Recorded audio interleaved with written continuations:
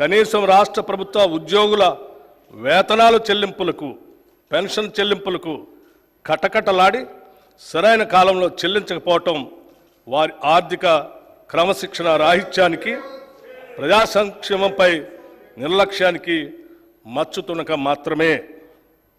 ఇటువంటి నిర్లక్ష్య వైఖరి వలన అటు ఉద్యోగులు, పెన్షనర్లు మాత్రమే కాక సామాన్య ప్రజలు, ప్రభుత్వ పథకాలపై ఆధారపడిన అభాగ్యులు, పేద ప్రజలు చెప్పుకోలేని కష్టాలు పడ్డారు.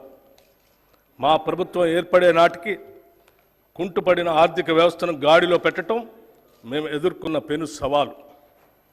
తలకు మించిన రుణభారం ఉన్నప్పటికీ దోబరా ఖర్చులు కట్టడి చేసి ఆర్థిక క్రమశిక్షణతో పాలన ప్రారంభించాం.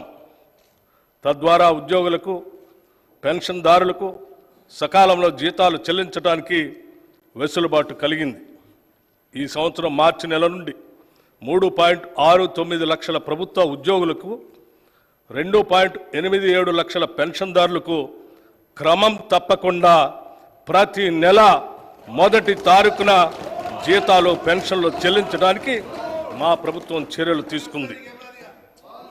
డిసెంబర్ 2023లో మా ప్రభుత్వం రాష్ట్ర ఆర్థిక స్థితిపై శ్వేతపత్రం విడుదల చేసే నాటికి 6,71,757 కోట్ల రూపాయల అప్పులు ఉన్నట్లు తేలింది. గత ప్రభుత్వం చేసిన అప్పులైనా ప్రభుత్వ పరంగా బాధ్యతతో వాటి తీర్చేందుకు అన్ని చర్యలకు శ్రీకారం చుట్టాం. మా ప్రభుత్వం ఏర్పడిన తర్వాత 35,118 కోట్ల రూపాయలు రుణాలు తీసుకోగా, గత ప్రభుత్వం చేసిన రుణాలలో అసలు వడ్డీలతో కలిపి 42,892 కోట్ల రూపాయలు బకాయిల్ని చెల్లించాం.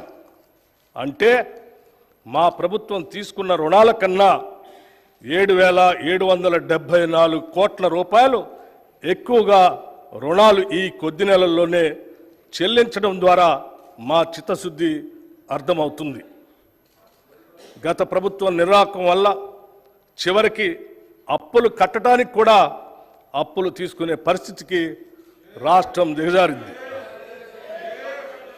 రాష్ట్ర ఆర్థిక పరిస్థితి ఎంత క్లిష్టంగా ఉన్నా సంక్షేమాన్ని మాత్రం మేము విస్మరించలేదు.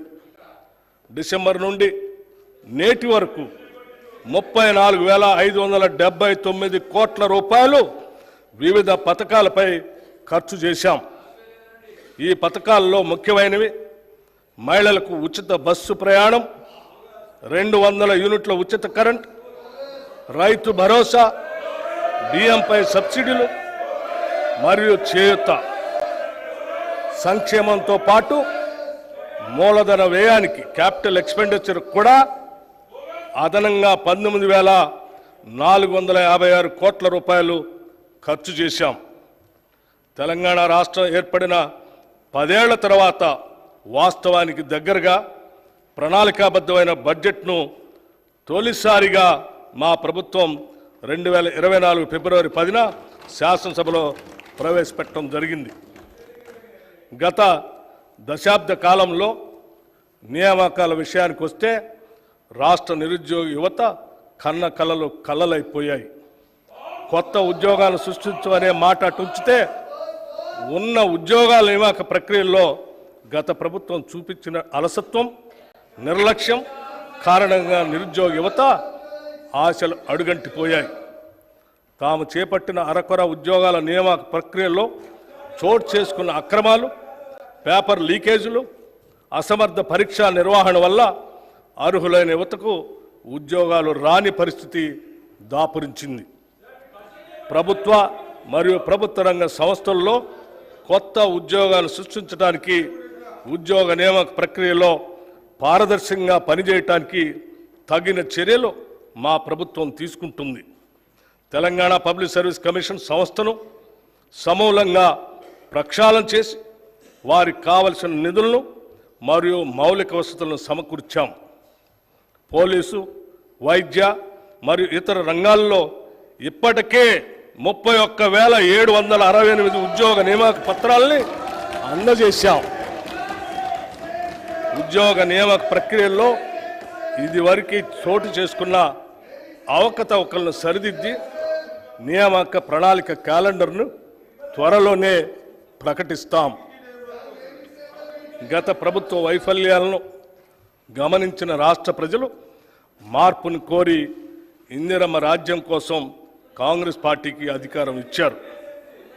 తత్ఫలితంగా గౌరవనీయులు శ్రీ రేవంత్ రెడ్డి గారి నేతృత్వంలో కాంగ్రెస్ పార్టీ ప్రభుత్వాన్ని ఏర్పరిచింది.